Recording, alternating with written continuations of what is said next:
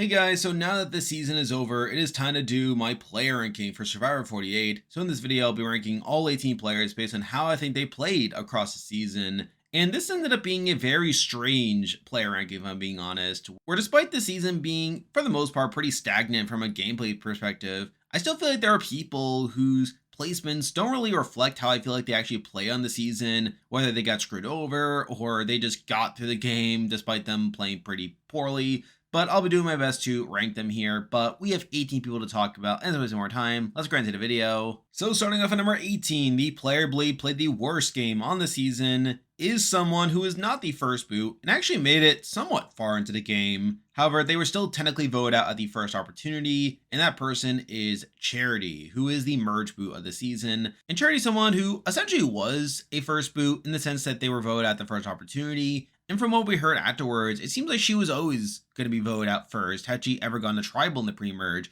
where we know she was on the bottom of the original SIVA, where the only true connection she had there was Mitch, who was also someone who was not very well positioned on the SIVA group. And even on our swap tribe, while there were definitely some outsiders there like Star and Mary, it does seem like Charity also would have been voted out there, as we saw David throwing her under the bus. We also had Eva calling her fake. And it did seem like a lot of people just didn't really care for Charity out there, where she never really gained any traction in building bonds with people outside of Charity. And then we get to the mergatory round where, while it is technically a split vote, where it is a 7-5 vote, it is in a spot to where she is essentially a consensus target, where they only split the vote due to the fear of her playing her shot in the dark. And it was in a spot to where everyone was perfectly fine letting her go outside of Mitch, who was completely blindsided there. So I do feel like Charity is someone who was essentially the first one voted out of her tribe and kind of fits in with these people that were voted out first. And with her not really having any real upside to her game in comparison to other people that were voted out in a similar position, I feel like Charity is someone who, despite her being technically the merge boot, is still the person who I think played the worst game of the season. And it's for that reason that she's here at number 18. Now moving on to number 17, and we actually do have the first boot now, and here we have Stephanie. And Stephanie is someone who, again, is more in line with your typical first boot, someone who was essentially on the bottom right from the start and was voted out pretty handily, where she was the most threatening person that was not part of the initial majority group, where that group ended up being the men plus Say. So again, I feel like Stephanie's someone who didn't play the best in the world. However, I think what puts her above Charity for me is that I feel like Stephanie had at least somewhat better connections on her original Vula group, where she did have Mary by her side. That's something. And through Mary, like, she could have had Kevin as well, where it did seem like Kevin was at least open to working with Mary and Stephanie and could have worked to keep them around, though even then it would have been a tie vote if he flipped. So I do think at the end of the day, Stephanie's someone who was slightly better positioned on her tribe compared to Charity, who, again, Charity's someone who had more time to build bonds but simply never did. I think I'm willing to give Stephanie a bit more grace in the fact that she at least had Mary by her side, who was a genuine ally for her, and there was a chance that she could have gotten more numbers there, but at the end of the day, she's still the first boot, which is why she's here at number 17. Now moving on to number 16, and we have the next boot on the board, and here we have Kevin. And I do like Kevin, and I do think Kevin definitely has some pros to his game, where it did seem like he was in the middle for that first round, where, as I said, he was part of that initial majority with the men plus Say, and he also had connections to Mary, where through Mary and Stephanie, he could have essentially been the swing vote coming to that first round. However, he does technically make the wrong decision by deciding to side with the men over Mary and Stephanie. Now, to be fair, it would have only been a tie had he flipped to Mary and Stephanie, so I can understand why he doesn't decide to flip.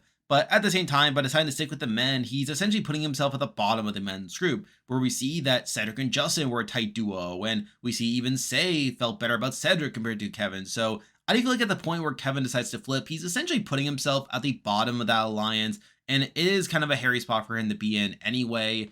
And we do see in the following round, he does try to at least try to flip against Say, though it is unsuccessful and he is eventually taken out there. However, I do think Kevin is someone who was kind of put in a tricky spot considering how the tribe was laid out, not to mention the fact that he was technically away from his tribe for the first few hours due to the journey on day one, so he was already at a disadvantage in terms of building bonds with the rest of his tribe, though I do think at the end of the day, he was still in a bad spot coming to that second round, and I think him trying to flip the vote into Say just made it even less likely that he was going to stay anyway, so at the end of the day, I feel like Kevin is someone who definitely had some promise in the game, though he is still the second boot. So that's why he's here, number 16. Now moving on to number 15, and we are once again sticking with a pre-merger and someone who was also voted out at the first opportunity. And here we have Bianca. And I did kind of debate over what to do with Bianca, as I actually think Bianca does have some factors going in her favor here, where I do think she gets very much screwed over in the spot where she gets taken out. And I think she was also at least in an okay spot on her initial tribe, to where it made it hard for me to have her too low on the list, though at the same time, she is still a relatively early boot and someone who was voted at the first opportunity,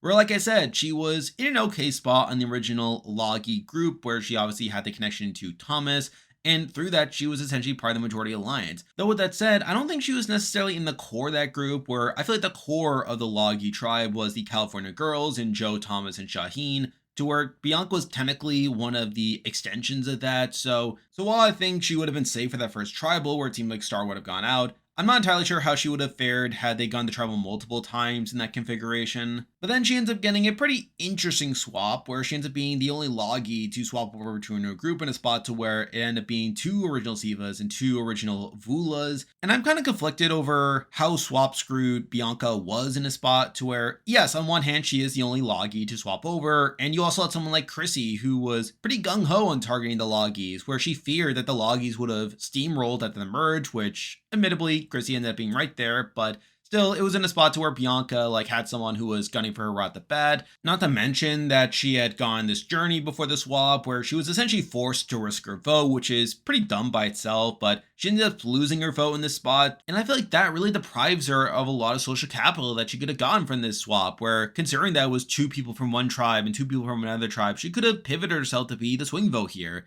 And to her credit, she does at least try to build bonds with the likes of Mitch and Cedric, and she also tries to further the wedge between Say and Cedric, where she knows that Say was mad at Cedric due to the Justin round. So I do feel like there was definitely opportunities for her to get out of this spot, though she does ultimately make a pretty interesting mistake where she ends up telling Cedric right before Tribal that she doesn't have a vote actually, and that really spooks Cedric to where Cedric does decide to flip and take her out there. And yes, while it is a wonky vote count and a 2-1-1 vote, it's also in a spot to where Chrissy was always voting against her anyway, and she ends up just losing Cedric by revealing this information. So again, I'm not entirely sure what to make of all this, where I do think she still gets very unlucky by a lot of situations, but I think she does just enough wrong to ensure that she does go out in the spot that she does. Not to mention that she is still technically voted at the first opportunity, so it's for that reason that I can't really have her too much higher than here, but still, it's enough to have her here, number 15. Now moving on to number 14, and we have Bianca's fellow partner, Interior Thomas. And I feel like what puts Thomas above Bianca for me is that it did seem like he was better positioned on the original Loggy, where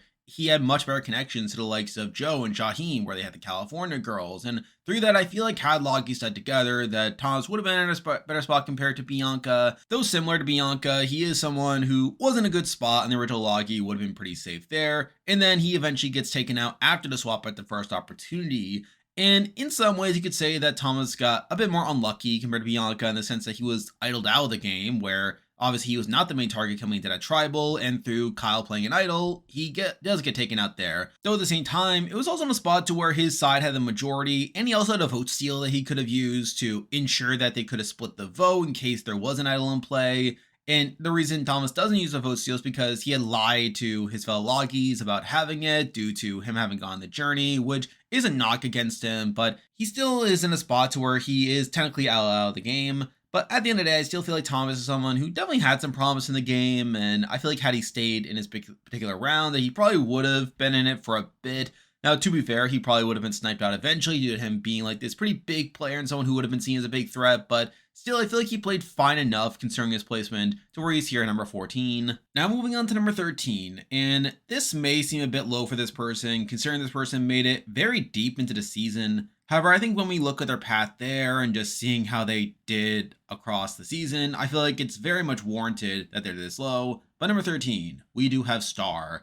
And again, Star does get all the way to the final 8. I think that's at least something worth mentioning. And she does survive tribals along the way, voting in the majority, voting correctly there. However, she's also someone who is clearly on the bottom for a lot of it, not really in the core of anything, and is also kind of a bad player when you really look at her, where right off the bat, she is towards the bottom of the original loggies, to where had they ever gone the tribal in the pre-swap, she would have been voted out there pretty handily, which I think is pretty bad. And on top of that, she also loses her vote early on due to the aware advantage and her just not being able to find it, to where that would have also like made her a dead person walking had they ever gone the tribal there. Though they're eventually able to make it to the swap, where to be fair, she's not the main target at the swap, where it does seem like Charity would have been voted out over her. Though at the same time, she was still left out of the core power structure, where even Mary was someone who was able to build better connections with her. And really, until the merge, the only true connection she is able to build is with Eva. But even then, like, she makes a pretty questionable move where she ends up getting everyone's help to find the aware advantage, only for her to give the idol to Eva, which I think if she were doing this to paint a target on Eva's back, I would probably give her a bit more credit for this. But no, we come to find out that she actually wanted to work with Eva, and that her giving her this idol was a sign of goodwill, which I do find pretty questionable, especially when Eva had plenty of other options. And on top of that, we get to the merge where she does genuinely want to work with Eva and Joe, but is clearly outside of the core power structure. She's not within the core four. And while she does vote with the core four during a lot of the votes, voting out Charity, voting out Say, it's also in a spot to where she's never really trusted, where I think something we really learned from after the season is that no one really trusted Star that much, and she ended up really like proving to be an unreliable ally, where she would just end up leaking information left and right that really turned people away from wanting to work with her, where even though she was not within the core power structure, and you had people like Mitch and Camilla approaching Star to potentially work with them to flip the game, but instead they get turned up by Star simply because Star would just relay anything that they told back to Joe and Eva, which is pretty bad there. It's even worse when we come to find out that Joe and Eva eventually turn on Star anyway at the final 8, where even they don't trust Star at that point and see her as an unreliable ally. So I do feel like Star plays a pretty bad game, all things considered, where even though she does technically vote in the majority during a lot of the post-merge, it's also in a spot to where she's never really getting any traction in the game. And even when she technically makes a move at the final 8, it's not really a real move, as one, Joe wins immunity, but even beyond that, it's pretty questionable whether she would have gained any traction to make the move anyway, considering no one really trusted her and really just pushed away a lot of people that were aside from Joe and Eva, but isn't even able to gain Joe and Eva's loyalty, which I think is a pretty big knock there. So I do think at the end of the day, while Star does technically get to the final 8, I feel like the path there is very questionable. And I feel like she's someone who's on the bottom the entire time, someone who made a lot of really questionable plays as well. And it's for that reason that I can't really have her any higher than number 13. Now moving on to number 12, and we're going back now to an earlier boot, though still someone who I'm not really that impressed by when we look at their game, but at number 12, we do have Say. Now, there's definitely a debate for Say being a little bit higher in the sense that she was technically part of the majority alliance for most of her run, and she does technically save herself during the Justin round. So I do think there's at least a little bit of pros you can give her, but I feel like outside of that, I feel like her game is, for the most part, pretty mediocre, where yes, she does build the initial majority alliance on the Vula tribe, where she's able to get all the men together, but it's also in a spot to where she makes herself the clear target, where you have Stephanie and Mary want to target her at that first tribal. And even within the alliance that she makes, she's not really in the core of that, where I feel like Cedric and Justin are much more the core of that alliance, whereas I feel like they're more so using Say to be their figurehead. However, they do get the majority for that first vote. They take out Stephanie. We then get to the second round, where Kevin, who is on the bottom of that group, does try to flip the game against Say. And while she does garner the loyalty of Cedric and Justin to ensure that she stays over that round, the fact that she was once again a main target is pretty bad there. And then we get to the third round where, again, she is in the majority, and there is this clear-cut plan to take out Mary. However, that gets foiled at the point where Mary uses her shot in the dark, but at the same time, it's also in a position to where she would have been voted out next on that group. Where at the point where Mary uses her shot in the dark, it should have been a situation where Say had been voted out 2-1, considering that Cedric and Justin had a closer bond to each other than they did to Say. However, she very much gets banked out by the fact that Justin lost his vote on the journey, which I think is due to a lot of wonky circumstances there, but it's through Justin losing his vote that allows her to get to a 1-1 tie, and essentially makes it come down to Cedric deciding to keep her or Justin in the game. And the fact that she is able to stay in that spot is really crazy. And now I do have to give her a bit of credit for that, as it did seem like she was able to campaign pretty well by really tugging on Cedric's heartstrings, but it's also in the spot to where had Justin been able to vote, she would have just been gone and she wouldn't even have the opportunity to save herself to begin with. So I'm not entirely sure what to make of that. But then we get to the swap where she's not in the greatest position, where she's there with Cedric, someone who she doesn't really trust that much, though at the same time, Cedric did seem to trust her, which I do find pretty funny there. And she was seen as like a backup target. However, she gets fortunate by Bianca losing her vote and deciding to tell Cedric that she had lost her vote. But even then, like, it is a 2-1-1 vote where she would have at least been Bianca's target in that round. So that's something at least. But I feel like she really runs out of runway by the time of the merge, where from that point on, she's essentially in the bottom and really has no room to recover, where she's a secondary target during the charity round where they decide to split the vote onto her. But even then, she doesn't even vote out charity. She votes for Cedric, which is kind of dumb. And then she's a pretty consensus target at the split tribal, where while she does try to throw Mitch under the bus, it's in a spot to where she's kind of screwed, but also someone who didn't really have any allies at that point outside of Cedric, I guess, though Cedric was voted out on the other side of things. But I still feel like Say is someone who definitely like made a lot of noise early on. And you can definitely give her at least some credit for being part of the majority alliance, though even then, like I feel like she was more so the figurehead of that alliance, not to mention the fact that she was consistently targeted during the game. And I think a lot of that was due to her own actions, where she made herself out in front. She would get into confrontations with the likes of Mary, for instance, I think also painted a target on her back. And really, she didn't really have any runway left by the time of the merge. And while she does get unlucky that she goes to tribal over and over and over again, it's also in a spot to where she's not really able to recover. And I feel like she just does things that paints a bigger target on her back. So while she does get all the way to the merge, I feel like her game is kind of mediocre, which is why she's here at number 12. Now moving on to number 11, and I'm actually a bit surprised by how high this person is, which is funny considering they actually made it very deep into the season. However, I feel like they have some pretty big knocks going for them, but also one major pro for them. By number 11, we do have Mary, who does get all the way to the final 7. However, I feel like a lot of her game is also really rocky, where she just spends so much of the game on the bottom that makes it hard for me to justify her being very high. But rather bad, she's on the bottom of the original Vulas, where even though she has a connection to Stephanie, also has a connection to Kevin, she's not able to parlay that in her favor. She loses Stephanie in that first round. That's pretty bad. The second round, she ends up losing Kevin as well, which is also a bit of a knock there. And again, she's really just on the bottom during a lot of the early stretch. We then get to the third tribal, where she is essentially a dead woman walking, where she is a clear target there. And even then, I don't think she plays it very well, where she tries to like act like she's not trying at this point to make people think that she has an idol, which I think is pretty questionable. But even then, it all comes down to a shot in the dark, where she ends up having to use her shot in the dark there, which is a 1-6 shot, and she does end up hitting there. But that's literally the only reason she survives, to where had that not happened, she would have just been voted out 3-0, and that would have been it.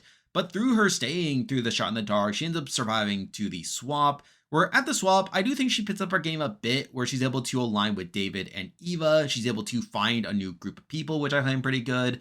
And she's able to ride her way to the merge, where at that point, she is technically a part of the majority alliance. She is essentially David's +1 into that alliance.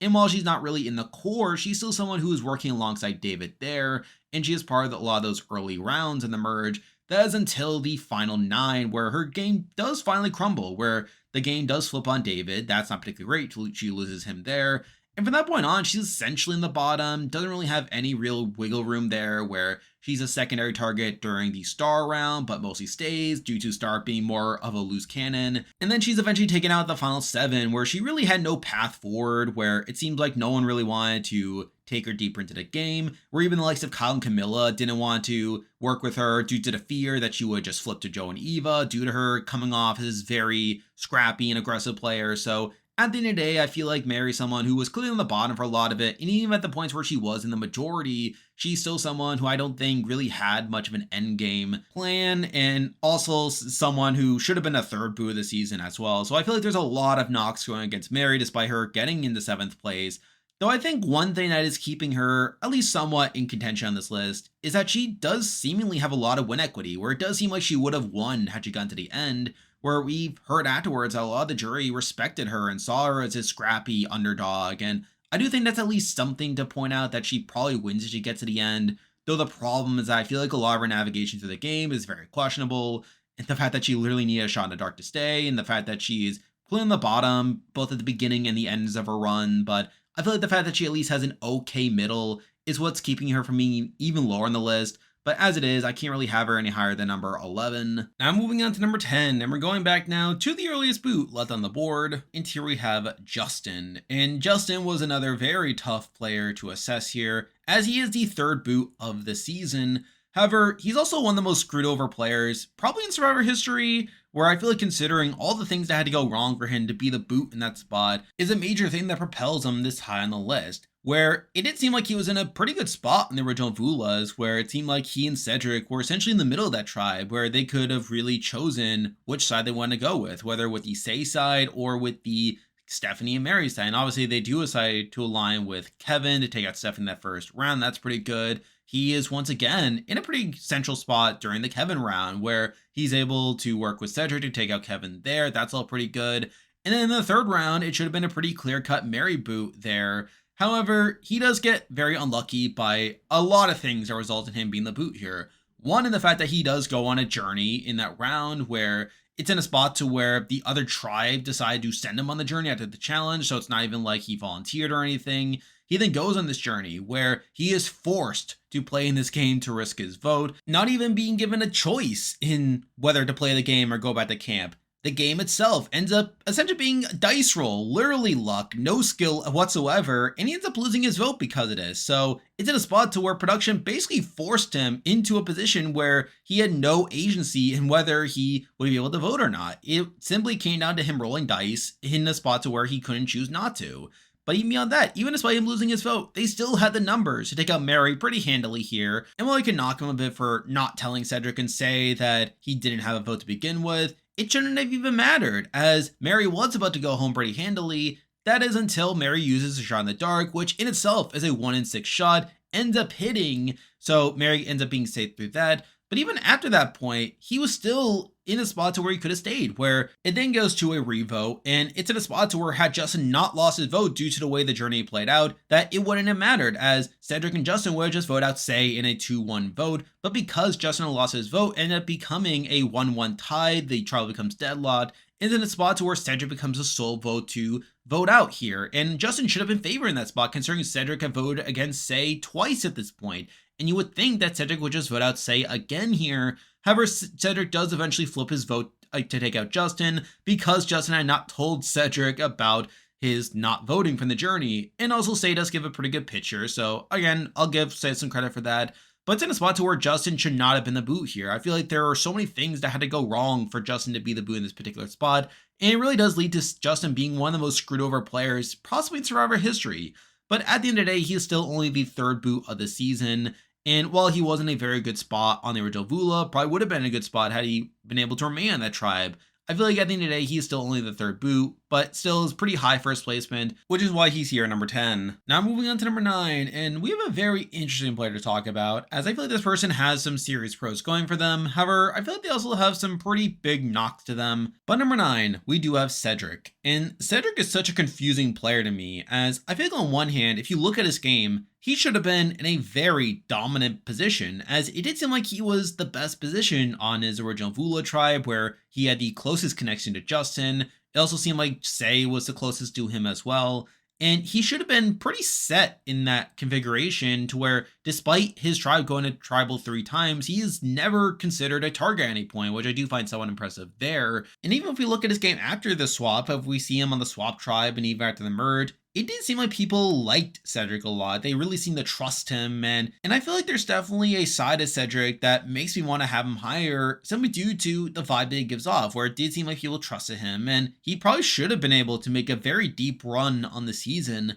However, despite this, he makes some really baffling strategic decisions across the season, where I feel like it's sort of hard to have him to retire because of that. Where, like I said, he is on the initial majority on the Vula tribe, where he is part of that initial men's group plus Say. He is, again, one of the better positioned people within that, where he has a connection to Justin and Say, and through that he's able to take out Stephanie and Kevin without too much difficulty. And then coming to that Mary round, despite Mary using her shot in the dark, he is the safest person within that group, and he even becomes the sole deciding vote at the point where the tribe becomes deadlocked, where he had voted against Say had voted against Justin, he is a deciding vote, and despite him voting for Say previously, he flips to take out Justin, which I really don't get why he does this. Now, again, he does explain how he did this because Justin had not told him about the fact that he lost his vote on the journey, and through that Cedric was a bit sketched out by that. But at the same time, like, considering he had already voted against Say, the fact that he later decides to keep Say in the game is a really bad decision, as he is taking on someone like Justin who would have remained by his side moving forward and would have remained in a good spot on the Vulas there, but keeping around Say, someone who now has a reason to not trust him and someone he have actively voted against. Which is even crazier, as Cedric does say in the following round that he still trusts Say, he still wants to work with Say, but yet Say is just undermining him afterwards, which is all pretty funny there.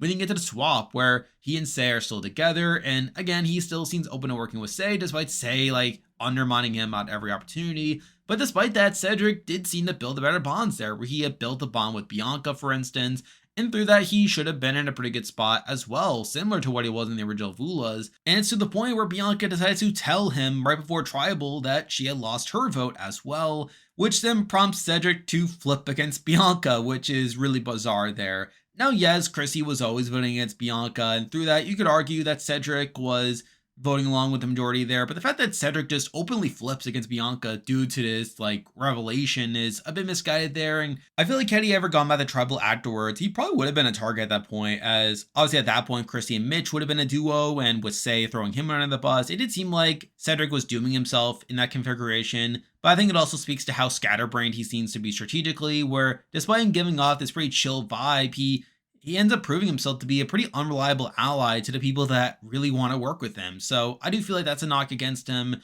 then we get to the merge where it did seem like he is kind of lost in the game, where at that point he doesn't really have many numbers.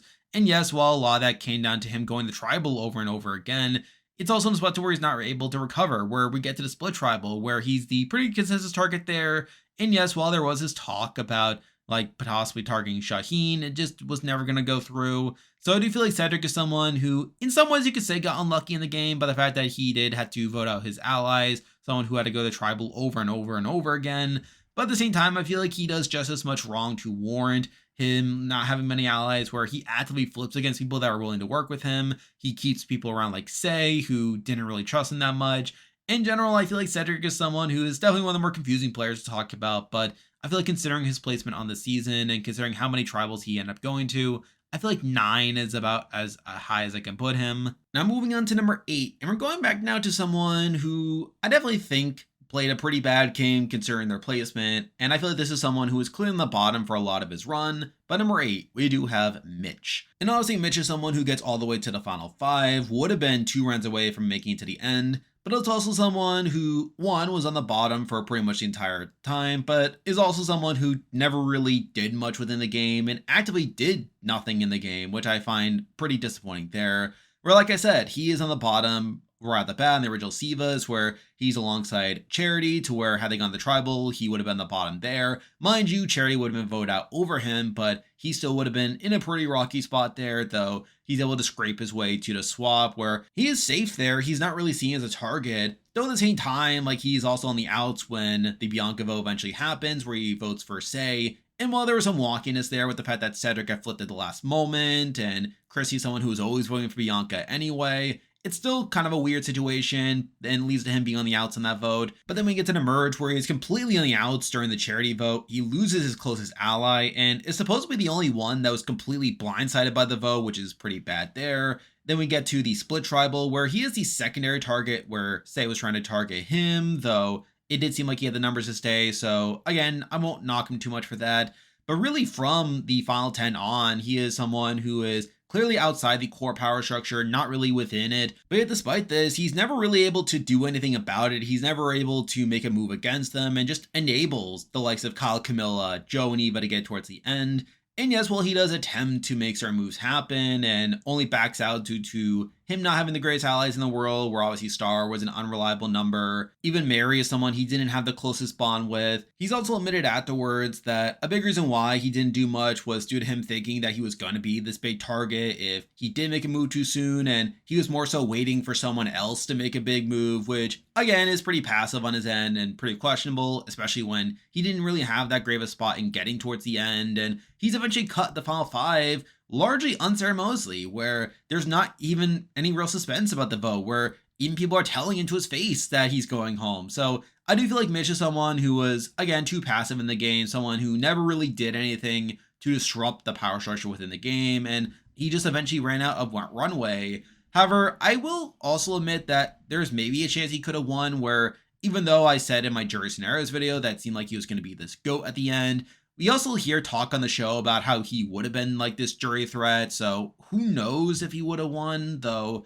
Again, I feel like that is a bit up in the air, but regardless, I feel like a lot of his placement here is predicated around his game up to that point, which was, again, him mostly being on the bottom, him being on the outs multiple times, and him not really doing anything to change his fate. And instead, he just allowed other people to dictate his game for him.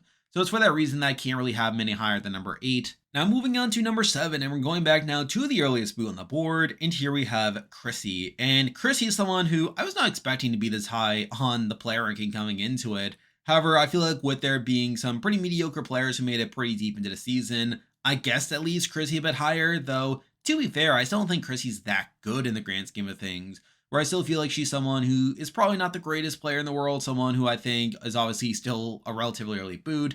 But I still think if we're looking at her game up to that point, I feel like I don't have that many issues with it. Where, again, she seems to be in a good spot in the original Sivas, where it seemed like she was in the majority there. That's pretty good. After the swap, she's also in a pretty good spot where, yeah, she was targeted by the likes of Bianca and kind of gets fortunate by the fact that Bianca loses her vote there. But at the point where Bianca does have a vote, it seems like she should be fine to get through that round, and obviously does vote Bianca.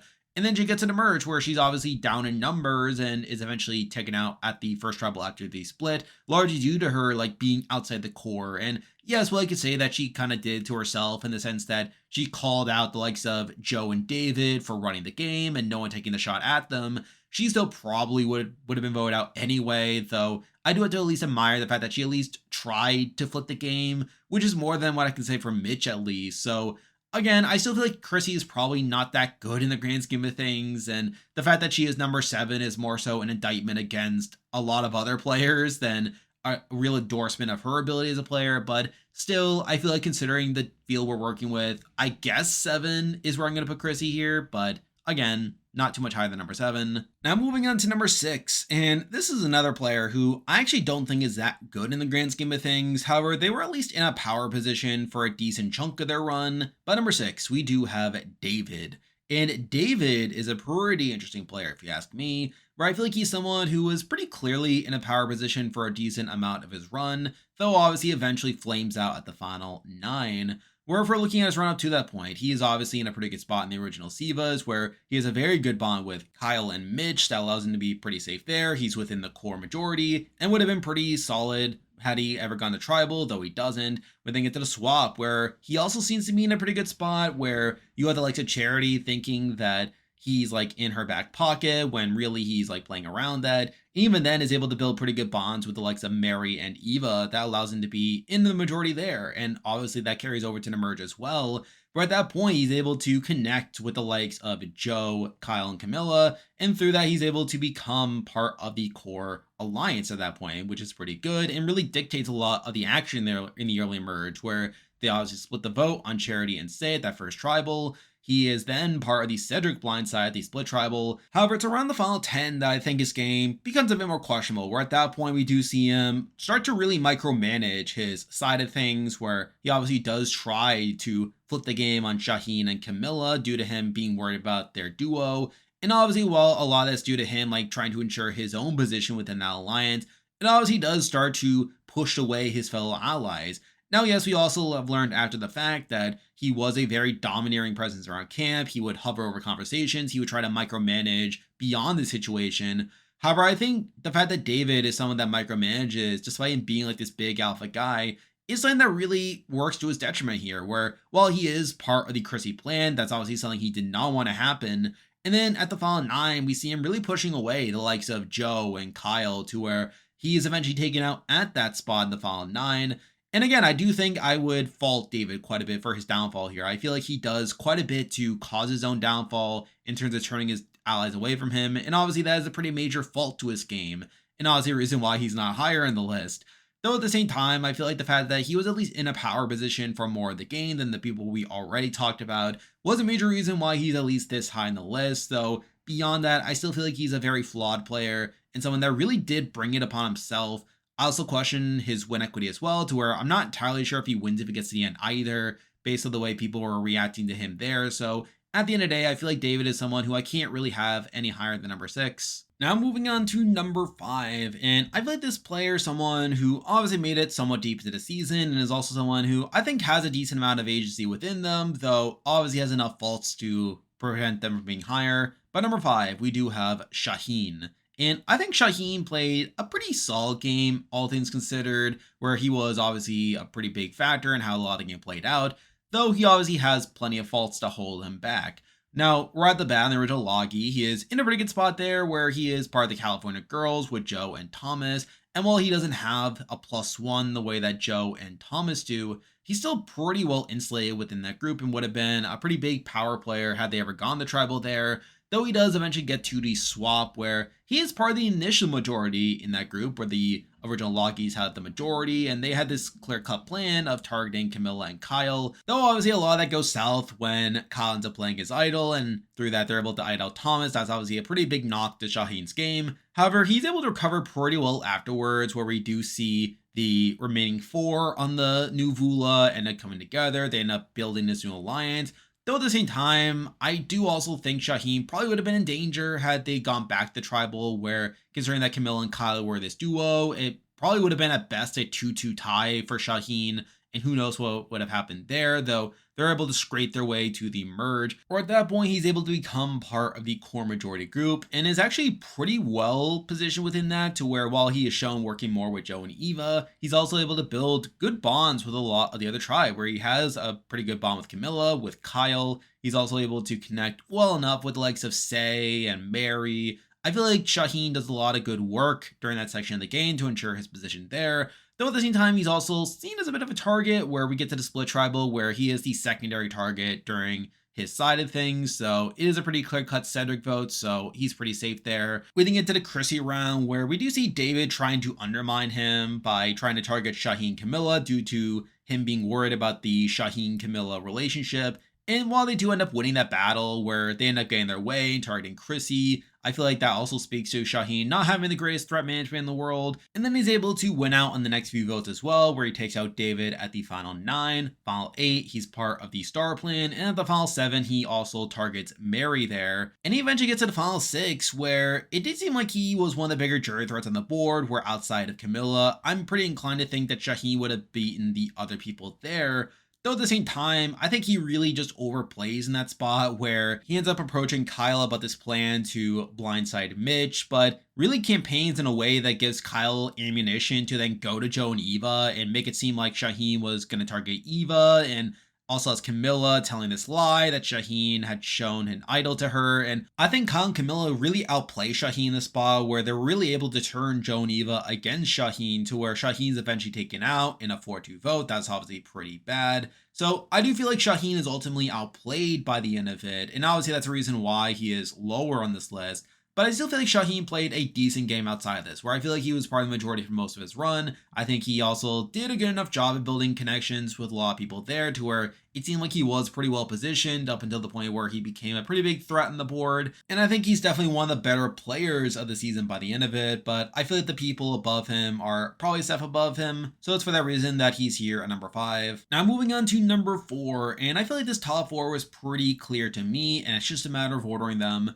But number 4, we have someone who was pretty well positioned for a decent amount of their run and ended up getting second place, though I think if we look at some of their decision making, it is a bit questionable. But at number 4, we do have Eva. And again, I think Eva played a pretty good game for the most part. I think there's definitely a lot to like there, though I think there's obviously plenty of things to not like as well. Now, I think if we're looking at her game, she is in a fine spot on the original Logi. Now, I can't say she's really in the core of things where she's not part of the California Girls. It did seem like that was the core and she wasn't part of that. You obviously had Star, who was targeting her initially as well. And while she probably would have been safe had they ever gone the tribal, I feel like she still would have been in a somewhat precarious spot, especially if Star had been able to unlock her Beware advantage somehow. But then we get to the swap, where I think she does pretty well when building bonds there, where she's able to connect well with David and Mary. They're able to become a new core there. And she's also able to get the idol from Star, which is pretty insane there. Now, I can't really say it was intentional gameplay, but I do think it did show that she repaired her relationship fine enough with Star there. But really from the merge on, Eva's able to become part of the new majority group. She's able to be in the core four. And from that point on, she's pretty safe for the rest of the game, where she's never really targeted from that point forward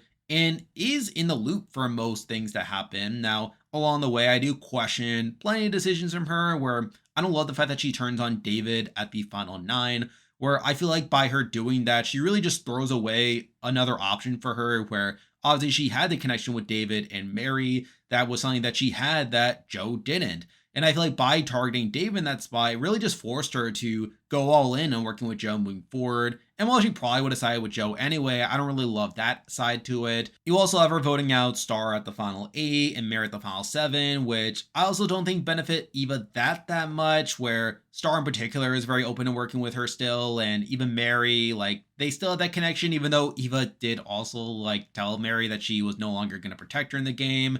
Though then we get to the final 6, where she is technically tricked by Kyle and Camilla into voting out Shaheen, where they had manipulated them into thinking that Eva was going to be targeted by them, and through that they had to take her out. But I still think Eva has a relatively smooth ride to the end game, where she eventually gets to the final 4 in a spot to where she is thrown into fire. That is something at least, though I also think she wasn't the main target in that spot, to where I think Kyle would have rather targeted Camilla in that spot, though Eva's able to eventually win fire to beat Camilla.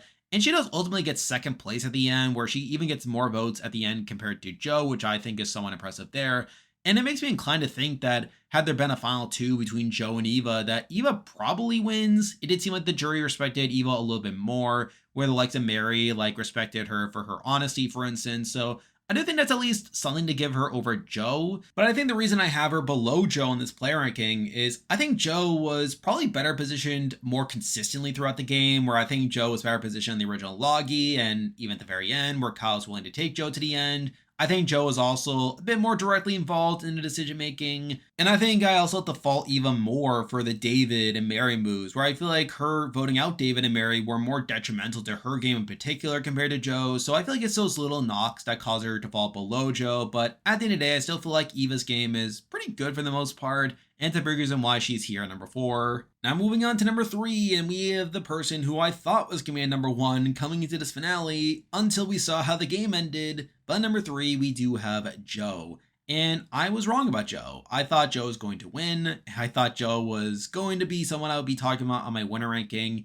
But instead, Joe ends up being a runner-up here. Now, with that said, I feel like Joe is someone who I was always going to have difficulty assessing as a player, as I think a major issue with Joe is I'm not sure how intentional his game really was. Where I think if you look on his game on paper, it is obviously a very dominant one, where he's able to be in the majority lines for pretty much the entire game, being pretty out in front for most of the game. I feel like he's a major decision maker during so many key rounds in the game, where he is a key vote in taking out David, he's a key vote in taking out Shaheen at the final 6, and he's obviously someone who is taken to the end by Kyle. And I feel like had this been a winning game for Joe, that I would have been very impressed by a lot of that stuff. And I think at least on paper, it seems pretty good. However, at the same time, I don't think Joe was being that intentional in the game, where I think when it comes to his whole honor integrity aspect, while he does preach on that and while he does use that to keep his alliance in line and keep them from flipping, I think it's also something that he genuinely believes in. And especially now, after reading his exit interview where he talks about how he wanted to prove that you can't play the game alone, which makes me wonder what he thinks the game of Survivor really is outside just lying and backstabbing. Even beyond that, you have his whole Shaheen move where it did seem like he was tricked by Kyle and Camilla into flipping in Shaheen there. So again, I think there are definitely things that make me question Joe's game here. Though at the same time, I think if we are looking at his game, it is still pretty impressive, where he is in the majority right at the bat in the original Logies, where he's part of the California Girls. He's clearly in the core of that, where he has the likes of Shaheen and Thomas by his side. Even beyond that, he also has Eva right at the bat. That allows him to have a +1. And he's able to be in a pretty good spot on the original tribe. We then get to the swap, where he's obviously on the outs during the Thomas vote, though that was in a spot to where he did have the numbers, and they do get unlucky by an idle play, but he's obviously able to recover pretty well afterwards, and they're able to build a new group there. We then get to the merge, where he is part of the majority group. He's able to be essentially in the center of the game from that point, where he has so many connections with the likes of David, with Eva, with Shaheen, with Kyle, and Camilla to a degree. I think that allows him to essentially be the figurehead of the alliance, while still being relatively safe within that, to where we never really see Joe being in that much danger of going home. Now, yes, there is some talk here and there, like during the star round, there was his plan to target him up until like he wins immunity. He ends up winning 4 immunities over the course of the season, which is pretty good, and it not really seemed like he needed many of them. I think that's also pretty good there. He obviously has a pretty smooth ride to the end as well, where you have Kyle and Eva all willing to take him to the end. Even Shaheen was willing to take him to the end. And again, if this were a winning game, if Joe had gone on to win the game at the end after being taken, I would find this all very impressive. Though I think now knowing that he loses the game, where he's taken to the end by Kyle and loses, it makes me wonder if he was really just a GOAT at the end, where obviously we had known from exit interviews that the jury wasn't too happy with him, where they talked about how they found the honor and integrity stuff pretty annoying, and obviously that stuff isn't great. However, it does seem like it also kind of led into the strategy where Kyle and Camilla were willing to take him to the end, seemingly due to this thought that they would beat Joe at the end. And I think now with that context, it definitely lowers my opinion of Joe's game to where I feel like had Joe been able to pull all this off and still win at the end, I would have found it a lot more impressive. But I think now with the knowledge that Joe was not this big jury threat and that he actually lost at the end, I think it definitely like makes me more critical of him now. And especially with like some of the stuff that he did as well. Like we saw him getting paranoid at points where you have him getting upset during the David round when David accuses him of going back on his word. You have him getting paranoid during the Mary round where Mary said that she was going to vote for him, and considering that it was one of the few times all season where he was immune, like the fact that he gets all paranoid and tries to throw votes onto other people, like obviously that was a bad look. During the Shaheen round, the fact that he just completely dismisses Shaheen and never tries to clear up the misunderstanding, not to mention the fact that he's just tricked by Kyle and Camilla into turning against Shaheen when it seemed like he was pretty loyal to Shaheen up to that point. Again, I think those things are all pretty bad, and when I get around to doing my top 10 players in a new era, I think those are things that I'm going to keep in mind with Joe and will definitely be used against him. However, I think when we were still looking at his game, I still think there are still plenty of impressive elements to his game. I think the fact that he was pretty safe, the fact that he was in the majority for so much of the game, and the fact that he seemed to be a major decision maker are all pretty big pros to his game.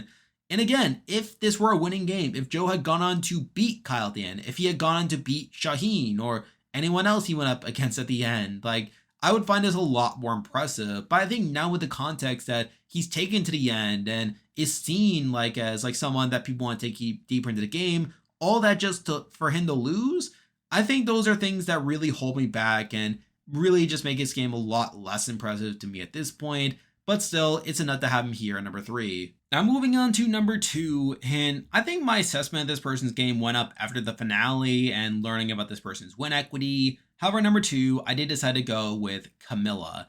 And to me, it was a debate here over where to put Camilla precisely. However, after seeing how the season ended and knowing stuff from exit interviews, I think at this point, Camilla is clearly here at number 2 in my eyes, where I think a major thing with Camilla is that she's able to work alongside Kyle for a lot of it, was obviously a key decision maker at a lot of points, but is also someone that had a ton of win equity on the season, where something we've learned from the after show and from some exit interviews is that she was essentially the biggest jury threat by the end of the game, where she probably beats everyone if she got to the end, and the fact that she was just one fire-making challenge away from getting to the end is all very good in my eyes, and I think that's a major reason why she is at least this high in the power ranking at this point. Though I think if we are looking at her navigation through the game, it's still pretty good, though probably not on the same level as someone like a Joe, for instance, where she is part of the initial majority on the original Sivas, where she is seemingly in the majority there, and obviously has a connection to Kyle. Mind you, I feel like early on she's not as close to Kyle as David is, for instance, and it's really not until later on in the game that Kyle and Camilla really become this duo. However, Camilla is still pretty safe during the pre-swap phase. Obviously, after the swap, they end up in a pretty bad spot where they're down on numbers. Though at the same time, Kyle is the target over Camilla, where Camilla is able to remain pretty safe there, and they do pretty effective work at making it seem like that they're not working together. That is enough to ensure that Thomas doesn't use his vote steal, and that eventually results in them pulling off this good move, where they're able to hand the idol over to Kyle, Kyle plays the idol, they idol Thomas, that's all pretty good. And then afterwards, it did seem like they were going to be in a good spot on Vula's afterwards, and they end up building a connection with Joe and Shaheen there. That's all pretty good. We think it's an emerge where she's not really part of the core majority group. She's not in the core 4 the way Kyle is, though she's still adjacent to that group where she has plenty of connections there to Kyle and with Shaheen that are able to keep her in the loop during those rounds, where she's able to be in the majority as they take out Charity and Cedric and Chrissy, Though it's around that final 10 during that Chrissy round where she technically was seen as a potential target where David was trying to flip the game on Shaheen and Camilla, though they were able to win that battle and take out Chrissy in that spot, and then eventually able to take out David at the final 9. That's all pretty good. And then they do take out Star at the final 8 and Mary at the final 7. Now, you can definitely criticize her for not doing more to make a move with them to flip the game on Joe and Eva. Though at the same time, she had said herself afterwards that Star was an unreliable ally, and they were worried that pulling in Mary would cause Mary to play the middle and to potentially flip back and forth. So I understand her reasoning for not pulling them in more. Not to mention the fact that she was still relatively safe afterwards anyway, where Joe and Eva were still pretty apt to go for them. And considering that she beats both Joe and Eva, I don't really fault Camilla that much for the move. But then we get to the final 6, where I feel like her and Kyle play the next few rounds pretty well, where at the final 6, they're able to pull off this pretty impressive Shaheen blindside, where they're able to get Joe and Eva on board to flip the game on Shaheen. I feel like that's pretty good. Final 5, she wins immunity and ends up voting out Mitch. Now, I could question whether she needs that immunity, though, considering that Kyle was pretty hesitant to flip against her even at the final 4. Like, I do think she would have been fine there anyway. And then we get to the final 4, where she's essentially one challenge away from winning the game, where she beats pretty much everyone left. She beats Joe and Eva. She also beats Kyle. Though is obviously unable to win immunity, ends up being knocked down the fire making challenge. So at the end of the day, I feel like Camilla is someone who played a pretty impressive game, considering that she had a decent amount of win equity. And while she wasn't as solidly within the majority compared to Joe or Eva, for instance, I still feel like she played pretty well within that, was able to remain mostly safe throughout a lot of the game, is able to make some good maneuvers along the way, remains pretty safe regardless. And again, the fact that she has as much win equity as she does is a major reason why I have her this high on the list. But ultimately, it's the fact that she wasn't in the core for more of the game, and the fact that she doesn't win, of course, that does leave her behind here at number 2. And now, at number 1, the player I believe played the best game on Survivor 48 is the winner of the season, and here we have Kyle. And I think now knowing that Kyle wins the game, it definitely recontextualizes a lot of his game for me. Where I feel like before this week, I was definitely questioning a lot of his decisions, particularly in the end game, with the fact that he was taking Joe deeper in the game. And a lot of that was under the assumption that I thought Kyle was going to lose to Joe at the end. However, instead, it turns out that Kyle was going to beat Joe, and he does beat Joe at the end. And I think with that knowledge, and obviously the fact that he does ultimately win, I think that does elevate him enough to where, at this point, he is number 1 on this player ranking. Where I feel like Kyle plays a pretty good game for the most part, though not as dominant of a game as certain other winners in Survivor history. Where I feel like right at the bat, he seems to be in a very good spot in the original Sivas, where he has a connection to really a lot of people in the tribe. He has a very close bond to David, has a close bond to Camilla, is able to remain pretty safe during those early rounds, so I feel like that's all pretty good. We then get to the swap, where he's obviously down numbers and is a target in that spot, which is a knock to his game, the fact that he was being targeted over Camilla. Though considering it was due to them being swap screwed to begin with, and even then they're able to get around it, I'm willing to excuse it a little bit, though it is still a minor knock there. But afterwards, he's able to build a bond with Joe and Shaheen that's able to propel him deeper into the game. And then we get to the merge, where at that point he is part of the new core majority group, and that's able to keep him pretty safe during a lot of the game, and is obviously in the loop for a lot of it, where he's able to pick off a lot of the outsiders one by one. Now, he does face some adversity at points, where he's obviously put in a weird spot during the Chrissy round, where David's confronting him about possibly targeting Camilla, and he has to really defend himself there. Though he's able to get around that, he's obviously able to win the battle at the David round, where he's able to take out David, ensuring that Camilla remains pretty safe. And again, I feel like Kyle is able to remain the majority for most of his run. And I think something to give Kyle over Camilla is that he actually was in the core group, where he was part of the core alliance, and Camilla really wasn't, where Camilla was just adjacent to that alliance. I feel like Kyle was actually part of the core for more of the game, which I feel like is something I have to give him a lot of credit there. Though at the same time, I do question how much of the decision making was his during a lot of that game, where obviously he is like someone that is voting in the majority group. Though at the same time, I feel like Joe and Eva are probably more so the decision makers for more of the game compared to the Kyle and Camilla duo, which I do think is a slight knock to Kyle, but he is still in the majority. He is someone who's able to remain pretty safe there, though is obviously able to eventually turn around his game to where at the final 6, he and Camilla are able to pull off the Shaheen blindside that's pretty good, and is seeming like this big feather in his cap that allows him to appeal to the jury pretty well. Final 5, he ends up like taking out Mitch. That's all pretty good. And then he eventually wins immunity at Final 4, where he ends up taking Joe to the end. Camilla ends up going on fire, and then he ends up winning the game there. So again, I think there is definitely some impressive elements there. Though at the same time, I don't love the fact that Camilla got so deep into the game with him, where obviously Camilla is someone who would have beaten Kyle had she gone to the end. And the fact that he essentially let the game come down to a fire making challenge or even just the Final 4 immunity is obviously not great. To where had Camilla won final immunity, even if he wins the fire making challenge, where she said that she would have put him in the fire, he loses the game against Camilla. So he really needed to bank on winning final 4 immunity and ultimately like ensuring that Camilla loses the fire making challenge to win the game. And yes, while he also got unlucky by Camilla winning final 5 immunity to where she couldn't have targeted her then, it's also in a spot to where I'm not too sure how many other people Kyle beats in the end game as well, where he also needed Shaheen out of the game to where I think Shaheen beats Kyle. Even Mitch could be up in the air as well. So I really think that Kyle needed to get to this precise Final 3 scenario of Joe and Eva to actually pull out the win by the end of it. But he does recognize it. And while he definitely struggled a lot in making that decision, where he talks a lot in his exit interview about how difficult the decision was, he does make the decision at the end. So I do have to give him a little bit of credit for that. In general, I feel like Kyle's definitely a satisfying enough winner. He's definitely stepped up from the likes of Kenzie or Rachel to where I think Kyle's probably the second or third best winner of the new era. I'll need to reassess that my winner ranking if I ever do that again.